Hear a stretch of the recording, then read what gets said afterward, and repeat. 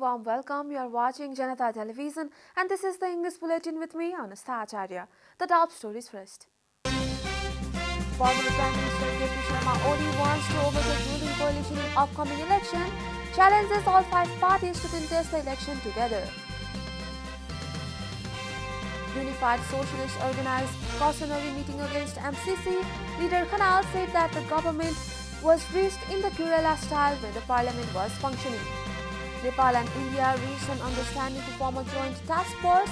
The task force will have a maximum of 3 members from each country. Gunfire and explosion heard in Kiev braces for Russian assault. Russian forces bombed Kiev while European Union leaders announced sanction. And Manchester United withdraws Russian Airlines Airflot sponsorships right.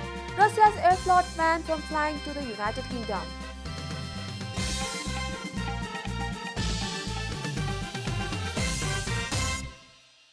And now the news in detail.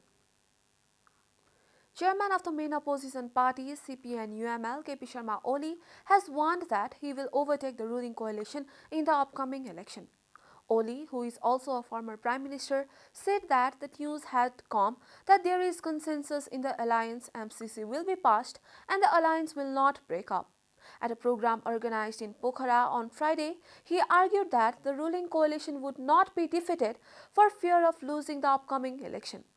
Stating that the UML wants to fight with the coalition parties one-on-one, Chairman Oli challenged all the 5 parties to contest the election together. Chairman Oli said the government had enough votes to pass the MCC. Referring to MCC, Oli made it clear that his party would not take any decision beyond the interest of the country and the people. On the occasion, Chairman Oli welcomed the cadres joining the UML from different parties. CPN Unified Socialist has warned against the MCC agreement. Respected leader of the CPN Unified Socialist and former Prime Minister Janata Khanal has said that the MCC agreement came in a guerrilla style when the parliament was not functioning and passing it without its various provisions would be a greater betrayal of the nation. He lamented the threatening remarks made by U.S. Assistant Secretary of State Donald Lucco regardless of diplomatic dignity or language. Narayan Kazi Shrestha, Vice Chairman of the CPN Maoist Center, has stated that they are open about the cooperation with the CPN-UML by making the MCC agreement a first priority. However, Shrestha argues that the CPN-UML's FAC policy is an obstacle to that. Dr. Vijay Kumar Paudel, Deputy General Secretary of the CPN Unified Socialist, said that they would not compromise on the sovereignty even if efforts were made to sustain the alliance, as MCC was not the first priority of the alliance. This is Janata Bulletin. We'll be right back after a short break.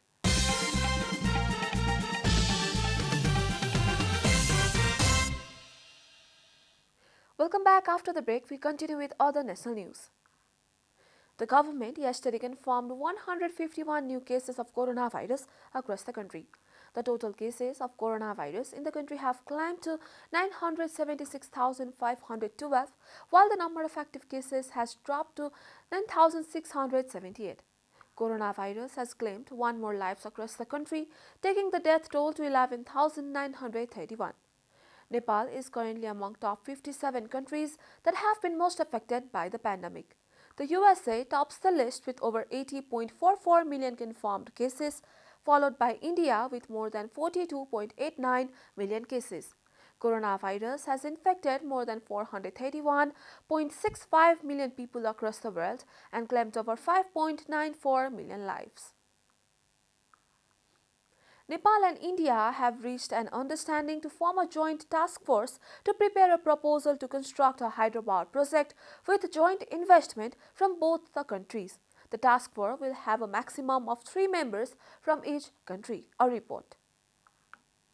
As per the understanding reached between Nepal and India, a company will be established at the government level of both the countries, and this company will build a hydropower project with joint investment. Such agreement was reached during the 9th meeting of the Nepal-India Energy Secretary level Joint Steering Committee on Thursday. informed Joint Secretary at the Ministry of Energy, Water Resources and Irrigation Chiranjeevi Chataut. The meeting was co-chaired by Secretary of the Energy Ministry Devendra Karki from Nepal and Secretary of the Energy Ministry of India Alok Kumar. During the meeting, issues including existing transmission lines between the two countries under construction and proposed cross-border transmission line, the Arun 3 hydropower project and transmission line and cross-border power trade were discussed, said Joint Secretary Chataut. Similarly, the meeting agreed to increase the capacity of the 400 kV Dhalkebar Muzaffarpur transmission line. The meeting also agreed to establish a joint company of Nepal and India within April 2022 for the construction of the cross-border New Butwal Gorakhpur transmission line. The 400 kV transmission line will span across 140 kilometers in the Nepali territory and the remaining 120 km in the Indian territory. The government of Nepal has to manage budget to construct the project on its side. Meanwhile, the government of India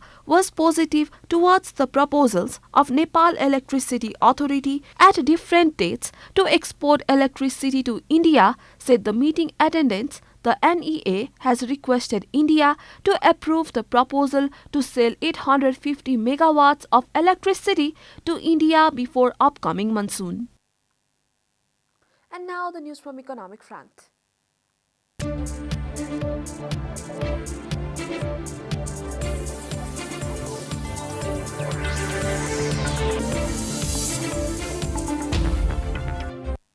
The government of Nepal has signed an agreement for additional concessional ban on Rs 2.14 billion with the World Finance Secretary Madhu Kumar Marasini and the World Bank's country director for Nepal, Sri Lanka and the Maldives, Faris Haddad Jarvis, signed the agreement on behalf of their respective sites amidst a program at the Ministry of Finance on Friday. A report.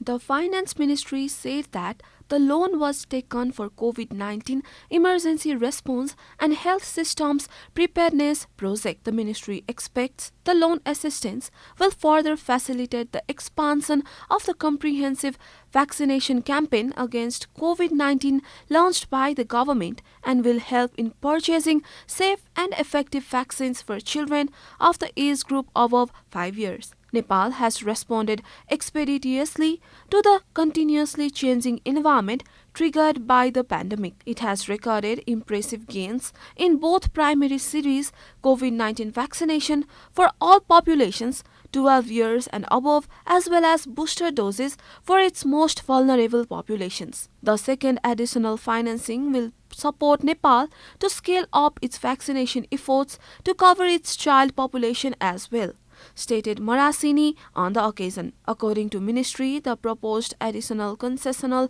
loan financing the CERHSP project share a common objective of preventing, detecting and responding to the threat posed by COVID-19 and strengthening the systems for public health preparedness in the nation. The CERHSP project and its additional financing will continue to be implemented under the leadership of the Ministry of Health and Population by the Department of Health Services and associated institutional bodies. I am very pleased that the World Bank, in its continued preparedness with Nepal and through this additional financing, will make available safe and effective vaccines to a larger proportion of the population. This is very critical as new variants of the coronavirus continue to pose a threat to people's safety and livelihood and exhaust public health systems, WB Country Director Faris Haddad Jarvis said.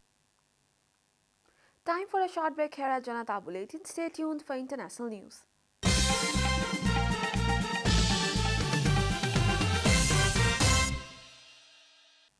Welcome back. Now the international news. Russian troops bore down on Kyiv and explosions and gunfire sounded around the city on the second day of Russia's attack on Ukraine as President Vladimir Putin demanded Ukrainian troops lay down their arms. The invasion focused on the Ukrainian capital on Friday, and residents heard explosions starting before dawn and gunfire was reported in several areas. 5 explosions struck near a major power plant on Kiev's eastern outskirts, said Mayor Vitaly Klitschko. There was no information on what caused them and no electrical outages were immediately reported. Shots and explosions are ringing out in some neighborhoods. Saboteurs have already entered Kiev, said the mayor of the city of 3 million. The enemy wants to put the capital on its knees and destroy us. Moscow said it has captured the Hostomel airfield northwest of the capital, a potential staging post for an assault on Kiev that has been fought over since Russian paratroopers landed there in the first hours of the war. This could not be confirmed, and the Ukrainian authorities reported heavy fighting there. Intense gunfire broke out on a breeze across the Dnieper River, dividing eastern and western Kiev, while another key breeze to the capital was blown away. Some residents sheltered in underground metro stations. You are watching Janata Bulletin, and now the latest from the world of sports.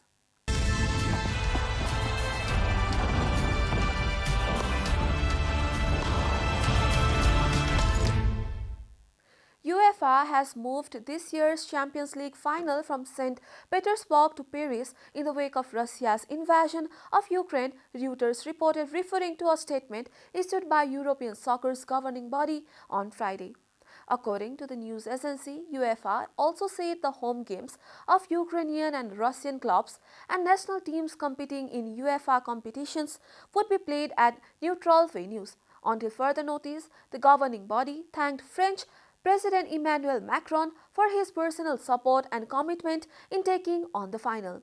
It added that it would fully support multi-stakeholders' efforts to ensure the provision of rescue for football players and their families in Ukraine who face dire human suffering, destruction and displacement. The Champions League final was set to be staged at Zenit St. Petersburg Stadium on May 28, with thousands of supporters from across the continent expected to attend the showcase match in European club soccer. The St. Petersburg Stadium is known as Gazprom Stadium following a sponsorship deal with Russia's state energy company, which also sponsors the Champions League and UEFA's Euro 2024 national team competition. The move to strip St. Petersburg of the final follows calls from a group of European lawmakers who asked UEFA to Thursday to change on the venue and stop considering Russia's cities for major international soccer competitions. The 2023 Champions League final is said to be contested in Istanbul, with Wembley in London hosting the following year and Munich Allianz Arena the venue for the final in 2025. Manchester United have withdrawn Russian airline Aeroflot sponsorship rights after Russia invaded Ukraine, the Premier League club reportedly said on Friday. Russia's Aeroflot was banned from flying to the United Kingdom on Thursday after President Vladimir Putin ordered an invasion of Ukraine.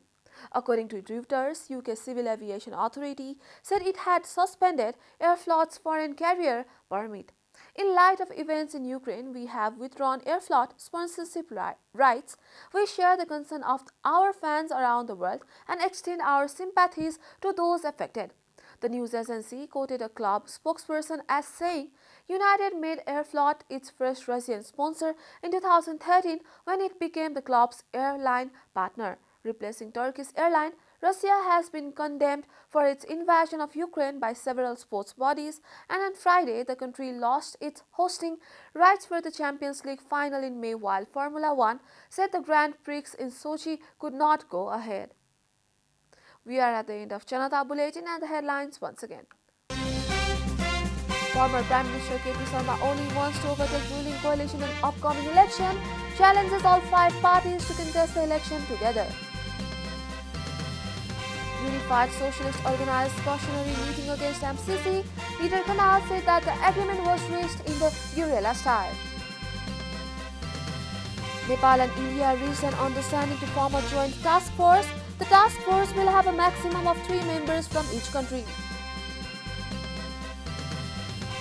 Gunfire and explosions heard in Kiev braces for a Russian assault. Russian forces bombed Kiev while European Union leaders announced sanctions. And Man United withdraws Russian airline Aeroflot sponsorship rights.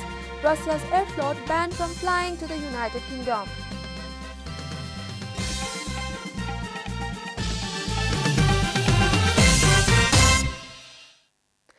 that's all from the English News Desk for today. You can follow Janata Television and our programs on various social media platforms, including on our website janatasamachar.com. Keep watching Janata Television. Namaste.